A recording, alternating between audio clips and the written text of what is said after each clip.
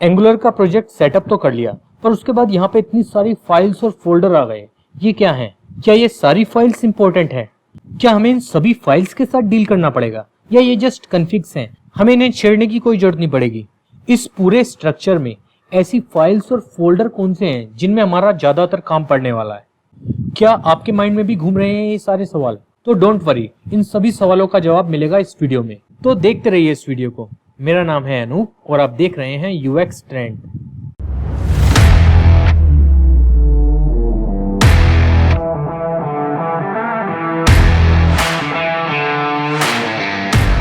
Welcome back.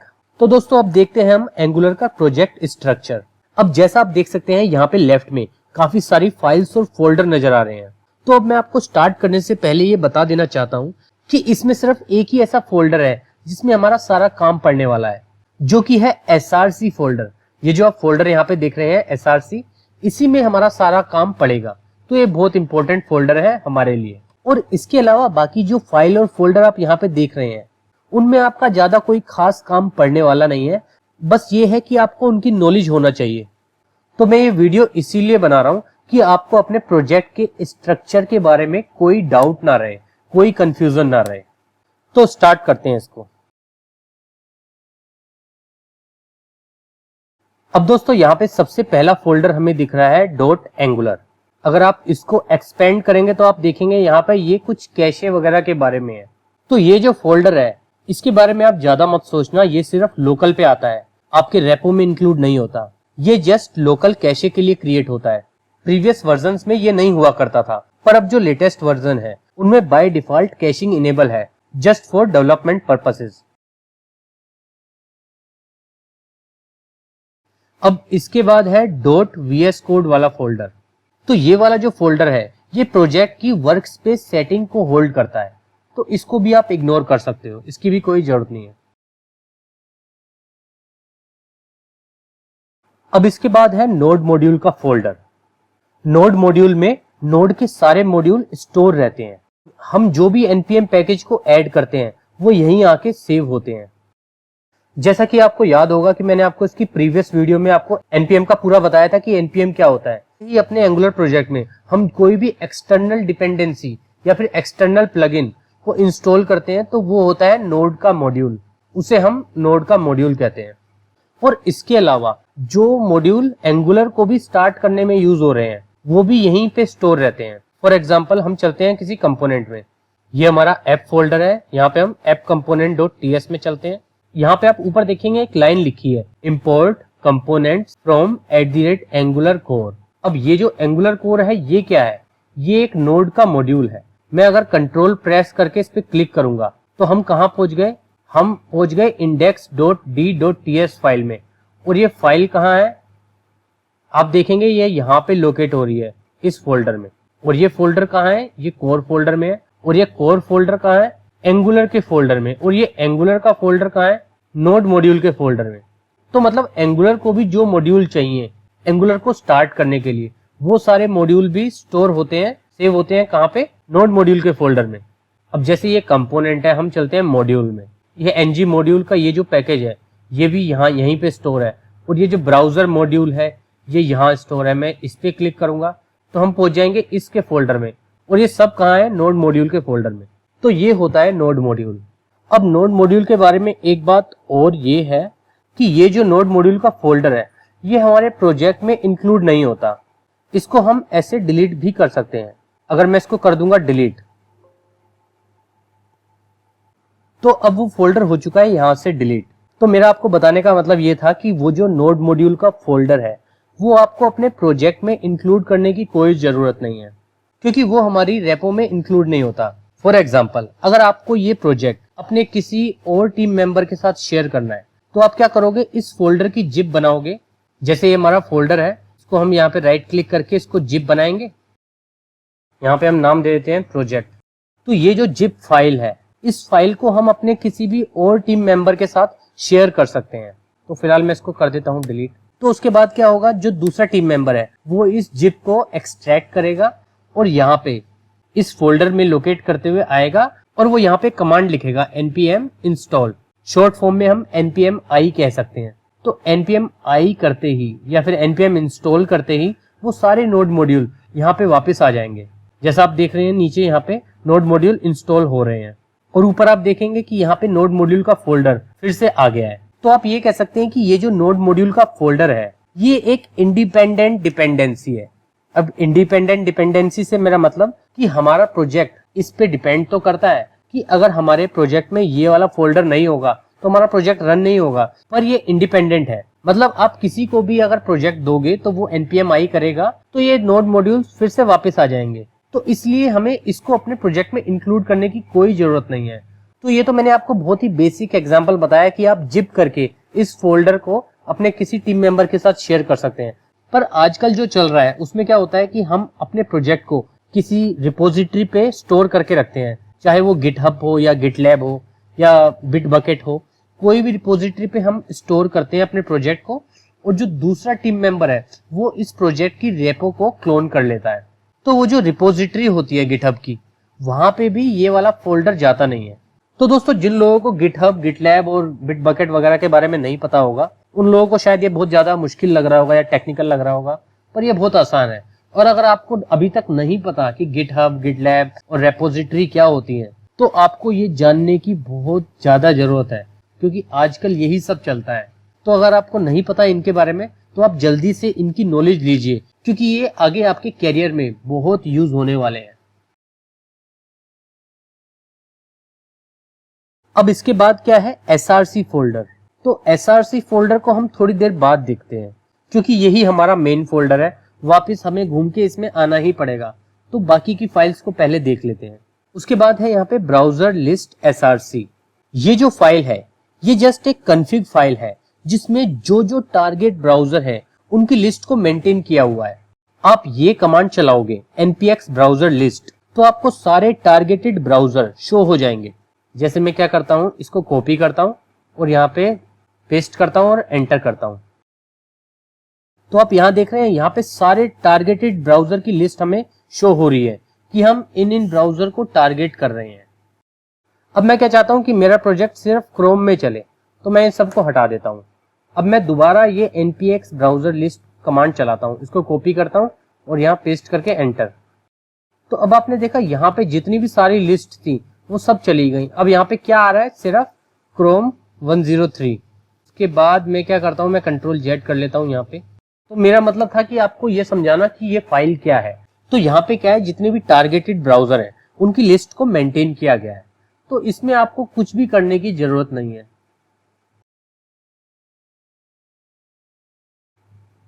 उसके बाद क्या है, एडिटर कॉन्फ़िग। अब ये जो कॉन्फ़िग फाइल है ये कोडिंग स्टाइल और स्टैंडर्ड की कंसिस्टेंसी को मेंटेन करने के लिए यूज होती है। लाइक अगर मल्टीपल पर्सन सेम कोड पे वर्क कर रहे हैं तो वो सेम कोडिंग स्टैंडर्ड को फॉलो कर सकें। उसके बाद है गिट इग्नोर। अब ये जो गिट इग्नोर फाइल है ये भी बहुत इंपॉर्टेंट है। अब क्योंकि हमारा जो भी प्रोजेक्ट होता है वो हम गिट की रिपोजिटरी पे स्टोर करते ही करते हैं, क्योंकि आज के टाइम में कोई भी विदाउट गिट के काम नहीं करता और ये बहुत नेसेसरी भी है और बहुत यूजफुल भी।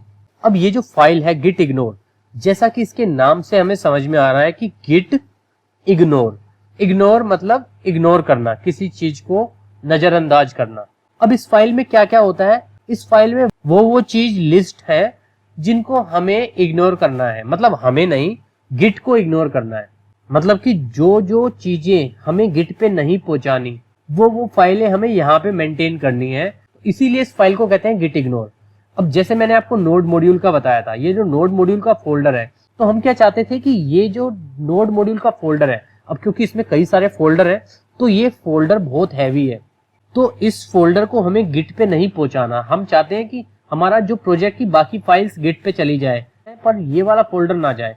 तो इसलिए हमने यहाँ पे क्या कर रखा है, /node modules। तो अगर मैं यहाँ से नोड मॉड्यूल हटा दूंगा तो उसके बाद अगर हम अपने प्रोजेक्ट को पुश करेंगे तो उसके साथ नोड मॉड्यूल भी हमारी रिपोजिटरी में पहुंच जाएंगे, जो कि सही नहीं है। तो इसीलिए ये एक फाइल है गिट इग्नोर। हमें जो चीजें गिट पे नहीं पहुंचानी उसको हम यहाँ पे लिस्ट कर सकते हैं।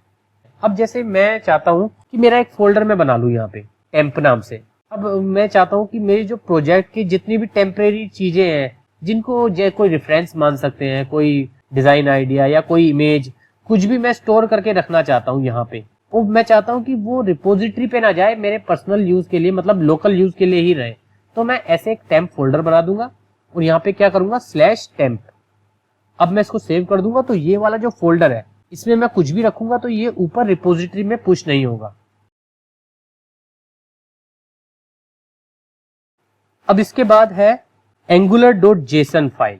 ये फाइल भी बहुत इंपॉर्टेंट है, बट हमें इसमें भी कुछ करने की जरूरत नहीं है।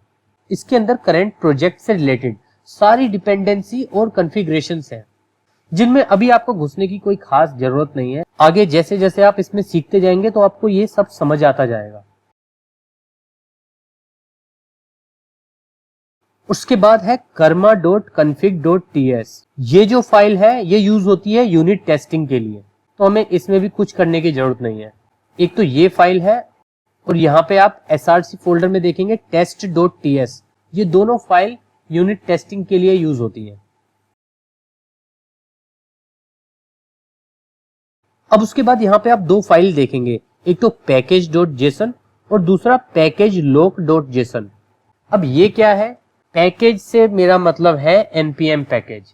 जैसा कि मैंने आपको पिछली वीडियो में भी बताया था और मैंने आपको अभी भी बताया कि जब मैंने आपको नोड मॉड्यूल के बारे में बताया कि नोड के जितने मॉड्यूल होते हैं उनको कहते हैं हम npm पैकेज। अब ये जो package.json है इसमें क्या है, नोड के जो पैकेज है उनकी डिटेल्स यहाँ पे मेंशन होती है। अब आपने एक बात सोची कि जब भी हम इस फोल्डर को डिलीट कर देते हैं और वापस से हम npm इंस्टॉल करते हैं तो ये फोल्डर वापस आ जाता है वो सारे डिपेंडेंसी को लेकर जिन जिन की हमें अपने प्रोजेक्ट में जरूरत है। ऐसा क्यों होता है? जब हम npm इंस्टॉल करते हैं तो उसको कैसे पता चलता है कि हमें कौन कौन से पैकेज की जरूरत है? अब मान लो कि मैं अपने प्रोजेक्ट में ngx bootstrap और ngx image cropper ये दो स्पेशल पैकेज यूज कर रहा हूँ, तो मैं npm इंस्टॉल करता हूँ तो उसको कैसे पता चलेगा कि ये वाले पैकेज भी मुझे लाके देने हैं? तो वो कैसे पता चलेगा? package.json फाइल से। अब जितने भी पैकेज हम यूज कर रहे हैं उन सब की लिस्ट यहाँ पे मेंटेन की हुई है। तो इसीलिए जब भी हम npm इंस्टॉल करते हैं तो वो क्या करता है, सबसे पहले आता है इस फाइल पे, यहाँ पे देखता है कौन कौन से पैकेज है, तो जो जो पैकेज उसे मिलते हैं वो इंस्टॉल करके हमारे इस फोल्डर में रख देता है ताकि हमारा प्रोजेक्ट रन हो सके। अब जैसे छोटा सा एग्जांपल लेते हैं, मैं एक काम करता हूँ, यहाँ पे कोई भी npm पैकेज ले लेता हूँ। हम चलते हैं npm की साइट पे जो कि है npm.js। मैं यहाँ ngx लिखता हूँ। अब ngx से कई सारे पैकेज हैं तो हम कोई भी टेस्टिंग के लिए कोई भी ले लेते हैं। अब जैसे यहाँ पे एक ngx स्पिनर दिख रहा है तो हम इसी को ले लेते हैं। मैं एक काम करता हूँ, इसको करता हूँ कॉपी, जिसके लिए मैं यहाँ पे क्लिक करना पड़ेगा। कॉपी हो गया है। अब हम यहाँ पे क्या करते हैं, पेस्ट, और उसके बाद हम यहाँ पे क्या करेंगे, हाइफन सेव। ये सेव का फ्लैग लगा देंगे जिससे क्या होगा, ये हमारी पैकेज जेसन में सेव हो जाएगा। अब हम करते हैं एंटर। तो अब ये पैकेज हो चुका है इंस्टॉल। कंट्रोल F करते हैं, ngx स्पिनर। तो आपने देखा ngx स्पिनर अब यहाँ पे आ गया। तो हुआ क्या, जैसे ही हमने npm पैकेज इंस्टॉल किया तो वो सबसे पहले तो सेव हो गया नोड मॉड्यूल में जाके, और उसकी जो डिपेंडेंसी है उसको यहाँ पे लिस्ट कर दिया package.json फाइल में। तो ये होती है package.json फाइल। अब इसमें आप देख रहे हैं एक तो है डिपेंडेंसी और दूसरा है डेव डिपेंडेंसी। तो अब ये डेव डिपेंडेंसी क्या है? तो डेव डिपेंडेंसी क्या होता है, ये ऐसी डिपेंडेंसी होती है जिनकी जरूरत हमें सिर्फ डेवलपमेंट टाइम पे होती है, उनका प्रोडक्शन से कोई कनेक्शन नहीं होता। अब जैसे कुछ पैकेज होते हैं या कुछ डिपेंडेंसी होती है जो हमें प्रोजेक्ट डिबगिंग के लिए जरूरी होती है, कि जैसे हम काम कर रहे होते हैं तो हमें क्रोम पे कुछ डिबगिंग टूल मिलते हैं, उनकी डिपेंडेंसी अगर हम इंस्टॉल कर लें तो हमारा काम आसान हो जाता है थोड़ा सा। तो उस टाइप की जो डिपेंडेंसी होती है वो मेंटेन होती है डेव डिपेंडेंसी में। तो दोस्तों ये है package.json फाइल। अब ये जो package-lock.json फाइल है ये क्या है? अब इस वाली फाइल में ये सारी जो डिपेंडेंसी है उनकी डिटेल्स मेंटेन रहती है। अब जैसे मैंने अभी कौन सा पैकेज डाला, ngx स्पिनर, आपने देखा यहाँ पे क्या हुआ, ngx स्पिनर का पूरा यहाँ पे एक ऑब्जेक्ट आया है इसमें इसकी सारी एक एक छोटी से छोटी डिटेल्स यहाँ पे आई है। और जबकि पैकेज जेसन में क्या था, पैकेज जेसन में था सिर्फ इतना एनजीएक्स स्पिनर कि हमें कौन सा वर्जन चाहिए, एनजीएक्स स्पिनर का 14 वर्जन चाहिए। और ज्यादा डिटेल में अगर हमें जानना है तो ये मेंटेन रहता है पैकेज लॉग डॉट जेसन में, इसमें इसकी सारी डिटेल्स है। तो ये है पैकेज लॉग डॉट जेसन। तो खैर हमें इनमें कुछ करने की जरूरत नहीं पड़ती, बस आपको नॉलेज होनी चाहिए, इसलिए मैं आपको बता रहा हूं। अब इसके बाद आते हैं, ये है readme file, readme dot MD. तो ये जो रीडमी फाइल है, ये क्या फाइल है, इसमें हम अपने प्रोजेक्ट से रिलेटेड कुछ भी नोट्स लिख सकते हैं, कुछ ऐसी बातें कि जो कोई और डेवलपर जाने, जब भी वो प्रोजेक्ट पे काम करे तो वो हम यहाँ पे मेंटेन कर सकते हैं।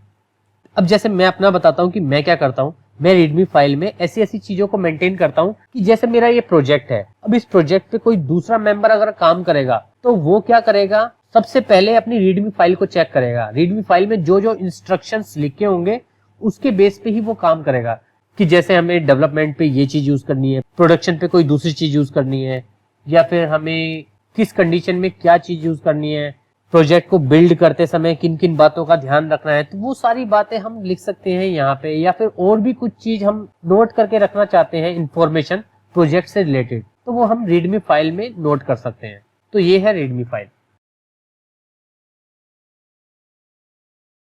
अब उसके बाद यहाँ पे आप देखेंगे 3 फाइल है, tsconfig app.json, tsconfig.json, tsspec.json। तो ये जो सारी फाइल है ये टाइपस्क्रिप्ट की कॉन्फ़िग्स फाइल्स है। अब क्योंकि ब्राउजर टाइपस्क्रिप्ट को नहीं समझता है तो टाइपस्क्रिप्ट को वो जावास्क्रिप्ट में कंपाइल करता है पहले, उसके बाद हमारा प्रोजेक्ट रन होता है। तो ये उसी की सारी चीजें यहाँ पे मेंटेन है, तो हमें इसमें जाने की कोई जरूरत नहीं है। तो दोस्तों अब तक हम बाकी सारी फाइल्स के बारे में तो जान चुके हैं। अब आते हैं हम सबसे मेन फोल्डर पे, जो कि है एसआरसी फोल्डर, और इसी फोल्डर में हमारा सारा काम पड़ने वाला है। तो अब हम देखते हैं एसआरसी फोल्डर में। अब इसको भी हम नीचे से स्टार्ट करते हैं। तो जो test.ts फाइल है ये यूनिट टेस्टिंग के लिए, जैसे मैं आपको पहले भी बता चुका हूं, तो इसको हम कर सकते हैं इग्नोर। अब उसके बाद है style.scss फाइल। अब इस फाइल के अंदर हम जितने भी ग्लोबल स्टाइल्स हैं उनको ऐड कर सकते हैं। जो भी हमारी ग्लोबल CSS वगैरह होती है उनको यहाँ पे हम रख सकते हैं। अब इसके बाद है polyfill.ts फाइल। तो ये जो फाइल है ये ब्राउजर कंपैटिबिलिटी के लिए यूज होती है, तो इसमें हमें कुछ करने की जरूरत नहीं है, तो इसको भी हम कर सकते हैं इग्नोर। अब है main.ts फाइल। अब ये जो फाइल है ये सबसे इंपॉर्टेंट फाइल है। जब भी हमारी ऐप रन होती है तो सबसे पहले यही फाइल एग्जीक्यूट होती है। यहाँ पे आप देखेंगे बूटस्ट्रैप मॉड्यूल, इसके अंदर डिफाइन है ऐप मॉड्यूल। तो मतलब है कि जब भी हमारी ऐप रन होगी तो ऐप का जो मेन मॉड्यूल होगा वो होगा ऐप मॉड्यूल, और फिर उसके बाद ऐप मॉड्यूल में हमने जो जो डिफाइन कर रखा होगा वो लोड होगा। अब इसके बाद क्या है index.html। तो दोस्तों ये वो HTML फाइल है जिसमें हमारी पूरी ऐप लोड होती है। मैं इसको करता हूं ng serve, तो अब ये थोड़ा टाइम लेगा। तो जब तक हम देखते हैं index.html को, तो अब ये जो फाइल है index.html, यही एक ऐसी फाइल है जिसमें हमारी पूरी ऐप लोड होती है आगे। अब क्योंकि आपको मालूम है कि एंगुलर एक सिंगल पेज एप्लीकेशन है, तो वो जो सिंगल पेज होता है वो सिंगल पेज कौन सा होता है, index.html। हमारे ब्राउजर पे जो भी पेज रन होता है वो होता है index.html। अब आप देखेंगे यहाँ पे एक आपको बड़ा स्ट्रेंज सा टैग दिख रहा है, जो क्या है ऐप रूट। नॉर्मल टैग कैसे होते हैं, ऐसे कि div, p, span, बट यहाँ पे हमें क्या दिख रहा है, ऐप रूट नाम का टैग। तो ये क्या है, इसको हम कहते हैं सिलेक्टर। सिलेक्टर मतलब जो भी हम कंपोनेंट बनाते हैं उसका एक सिलेक्टर होता है। मतलब कि जैसे हमने एक बिल्डिंग ब्लॉक बनाया, एक कंपोनेंट बनाया, मान लीजिए एक HTML फाइल बनाई। अब मैं चाहता हूँ वो हमारी HTML फाइल या वो जो भी हमारा कंपोनेंट है वो यहाँ पे आके लोड हो, तो हमें उसका एक सिलेक्टर डिफाइन करना पड़ेगा। तो वो सिलेक्टर क्या होगा, जो भी हम वहां पे लिखेंगे, तो उस सिलेक्टर का यहाँ पे हम एक टैग बना लेंगे, तो उससे क्या होगा, वो कंपोनेंट यहाँ आके लोड हो जाएगा। अब इस केस में क्या है, हम चलते हैं app component.ts फाइल में। यहाँ पे आप देखेंगे यहाँ पे क्या लिखा है ऐप रूट, और यहाँ क्या लिखा है सिलेक्टर, सिलेक्टर है ऐप रूट। तो हमने यहाँ पे क्या किया, ऐप रूट नाम का ये बना दिया टैग। अब यहाँ पे ऐप रूट में जो भी होगा, मतलब इस वाली फाइल में app.component.html फाइल में जो भी होगा वो यहाँ आके लोड हो जाएगा। हम अगर चाहें तो इसको चेंज भी कर सकते हैं, तो मैं अभी आपको दिखाता हूँ। फिलहाल मैं एक काम करता हूँ, इसको हटा देता हूँ। हम ब्राउजर में चल के देखते हैं तो हमें ज्यादा समझ में आएगा। मैं यहाँ लिखता हूँ लोकल होस्ट 4200। अब आपने देखा यहाँ पे क्या लिखा हुआ आ रहा है, हेलो यूएक्स ट्रेंड और स्टेप्स। मैं यहाँ ब्रेक लगा देता हूँ। अब हम चेक करते हैं तो ये हमें इस टाइप से दिख रहा है कुछ। अब ये जो ऐप component.html फाइल है, इसकी ts फाइल कौन सी है, मतलब इसकी स्क्रिप्ट वाली फाइल, वो है app.component.ts फाइल। मैं यहाँ पे एक काम करता हूँ, लिख देता हूँ अनूप। अब हम क्या करते हैं, index.html में जाते हैं, इसको मैं हटा देता हूँ और यहाँ पे क्या लिखता हूँ, अनूप इस नाम का एक सिलेक्टर बना लेता हूँ। अब हम चेक करते हैं तो अब आपने देखा अब वो कंटेंट सारा यहाँ पे हमें शो हो रहा है। तो दोस्तों ये है index.html। अब ये जो फेव आइकन है ये क्या है, आप यहाँ पे ऊपर देख रहे हैं, यहाँ पे एक एंगुलर का आपको आइकन दिख रहा है। या मैं अगर गूगल खोलता हूँ, गूगल में आप देख रहे हैं ऊपर गूगल का लोगो दिख रहा है, तो ये जो आइकन दिख रहा है इसको कहते हैं हम फेव आइकन। अब इसके बाद है इन्वायरमेंट्स। अब इन्वायरमेंट्स में क्या होता है, यहाँ पे हमारे पास दो फाइल हैं, एक तो environment.ts और एक environment.prod.ts। तो दोस्तों अब ये इन्वायरमेंट फाइल क्या है, तो इन फाइल्स में हम स्टोर करके रख सकते हैं अपने इन्वायरमेंट वेरिएबल।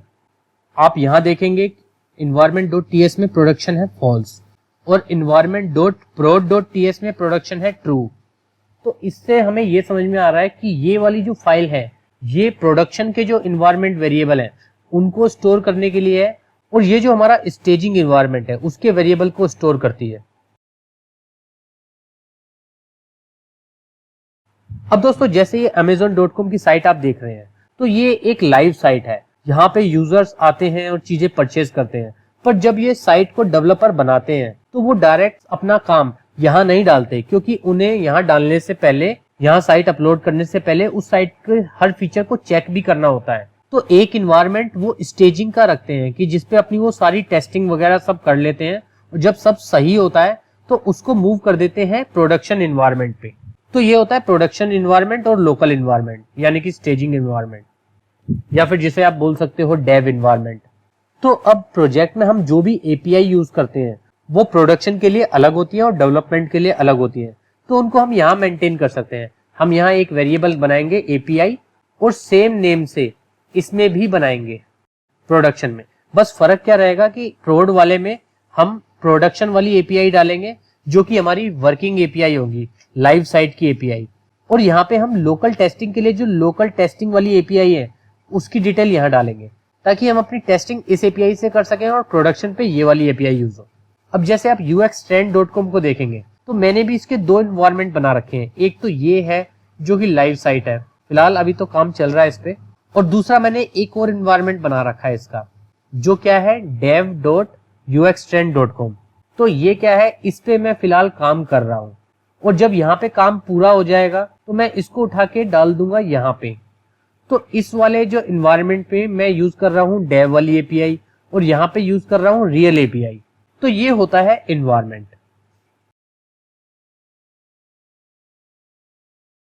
अब हम ऊपर चलते हैं। अब यहाँ पे क्या है, एसेट्स। अब ये जो एसेट्स है इस फोल्डर में हम क्या कर सकते हैं, हम अपनी इमेजेस, वीडियोस, फॉन्ट्स, ये सब यहाँ पे रख सकते हैं जिनको हमें अपने प्रोजेक्ट में यूज करना है। अब आती है हमारी मेन फाइल्स, जो ये है ऐप कंपोनेंट से रिलेटेड फाइल।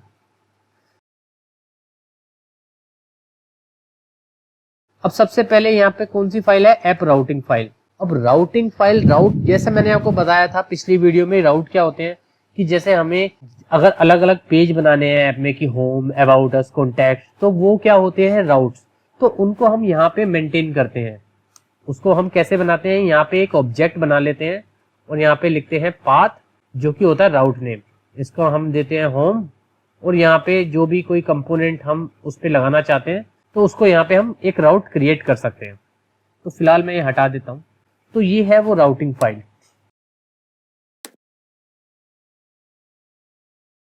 उसके बाद है app.component.html फाइल। हमारा जो भी HTML होता है हम इस फाइल में लिखते हैं और वो हमें यहाँ पे शो होता है। ये है app.component.scss फाइल। इस कंपोनेंट से रिलेटेड जितने भी CSS स्टाइल्स हैं वो हम यहाँ पे लिख सकते हैं इस वाली फाइल में। और उसके बाद है app.component.spec.ts फाइल। तो ये टेस्टिंग फाइल है, इसकी हमें कोई जरूरत नहीं है फिलहाल, इसको हम कर सकते हैं डिलीट।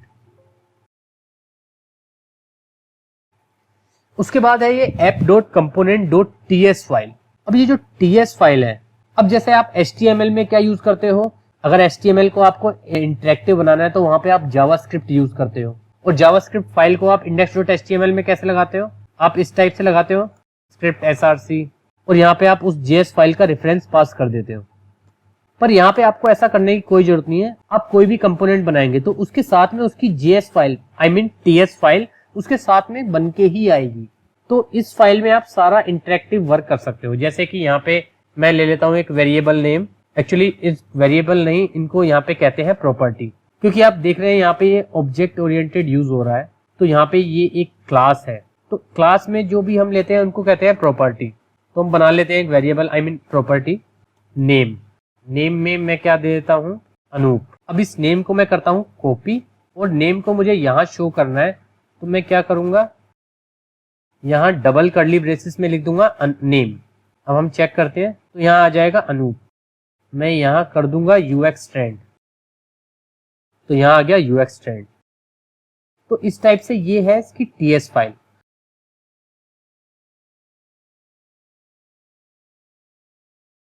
अब इसके बाद क्या आता है app.module.ts। अब ये है मॉड्यूल फाइल। ये फाइल भी बहुत इंपॉर्टेंट है। हमारी ऐप में हम जितने भी मॉड्यूल यूज कर रहे हैं, जितनी भी चीजें यूज कर रहे हैं, उन सबको हमें रजिस्टर करना होता है इस ऐप मॉड्यूल में। तो ये जो ऐप मॉड्यूल फाइल है, ये एंगुलर को ये बताती है कि हमारी ऐप में क्या क्या यूज हो रहा है।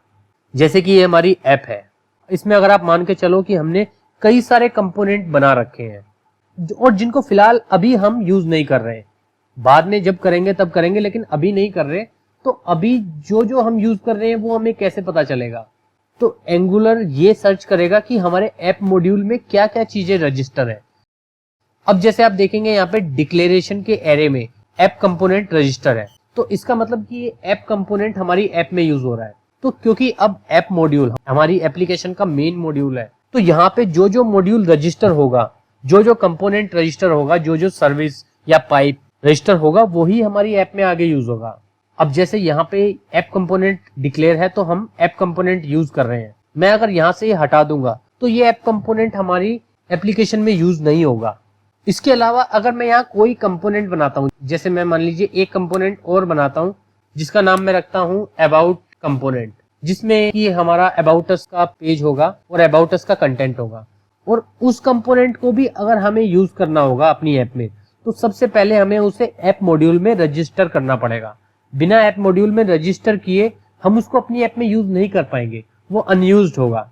भले उसका फोल्डर यहाँ पे हमें दिखेगा उस कंपोनेंट का, पर वो हमारी ऐप में इंक्लूड नहीं होगा, ना वो हमें कहीं दिखेगा। तो इसीलिए जो जो भी चीजें हमें ऐप में यूज करनी है उनको सबसे पहले हमें मॉड्यूल में रजिस्टर करना पड़ता है। अब आप देखेंगे यहाँ पे एक ng मॉड्यूल आपको दिख रहा है, ये एक डेकोरेटर है। जो भी @ के साथ जो भी होते हैं वो डेकोरेटर होते हैं। इस डेकोरेटर में हमारे पास क्या है, डिक्लेरेशंस, इंपोर्ट्स, प्रोवाइडर्स, बूटस्ट्रैप, और इंपोर्ट के साथ एक एक्सपोर्ट भी होता है। तो फिलहाल उस एक्सपोर्ट की यहाँ पे तो कोई जरूरत नहीं है, पर जब बाद में हम फीचर्ड मॉड्यूल बनाएंगे तो वहां जरूरत होगी, तो हम वहां इसको डिस्कस करेंगे। तो अब यहाँ पे डिक्लेरेशन में क्या होता है, डिक्लेरेशन में जितने भी हमारे कंपोनेंट्स हैं, पाइप्स हैं, डायरेक्टिव्स हैं, उनको हम रजिस्टर करते हैं डिक्लेरेशन वाले एरे में। उसके बाद है इंपोर्ट एरे। इंपोर्ट में क्या होता है, जितने भी हमारे मॉड्यूल्स हैं इनको हम रजिस्टर करते हैं इंपोर्ट्स के एरे में। और प्रोवाइडर्स में क्या होता है, जो हमारी सर्विसेज होती हैं उनको हम रजिस्टर करते हैं प्रोवाइडर्स वाले एरे में। तो दोस्तों ये है हमारा ऐप मॉड्यूल। तो दोस्तों इस टाइप से हमने समझ लिया है अपना पूरा प्रोजेक्ट का स्ट्रक्चर। तो अब हमें इस प्रोजेक्ट के स्ट्रक्चर के बारे में कोई भी कंफ्यूजन नहीं है, क्योंकि हमें मालूम है कि हमारा जो मेन काम पड़ने वाला है वो SRC फोल्डर में पड़ेगा, और बाकी जो सारी फाइल है जिनकी हमें जस्ट नॉलेज होनी चाहिए, अब हमें उन सब की नॉलेज है। तो अब हम इस प्रोजेक्ट में आगे बढ़ सकते हैं और अपने प्रोजेक्ट को स्टार्ट कर सकते हैं। तो दोस्तों इस वीडियो में हमने समझ लिया इसका प्रोजेक्ट स्ट्रक्चर। नेक्स्ट वीडियो से हम इसमें आगे काम स्टार्ट कर सकते हैं। दोस्तों अगर आपको मेरी ये वीडियो पसंद आई हो तो आप इस वीडियो को लाइक करें और शेयर करें, और आप UX ट्रेंड को फेसबुक, ट्विटर और इंस्टाग्राम पे भी फॉलो कर सकते हैं। दोस्तों अगर आप न्यू हैं मेरे चैनल पे तो प्लीज मेरे चैनल को सब्सक्राइब करें। Thanks for watching, see you in next video. अगर आपको मेरी ये वीडियो पसंद आई है तो इस वीडियो को लाइक कीजिए और सब्सक्राइब कीजिए मेरे चैनल UX ट्रेंड को, ताकि मेरी नेक्स्ट टेक्नोलॉजी वीडियो का अपडेट आपको मिल सके।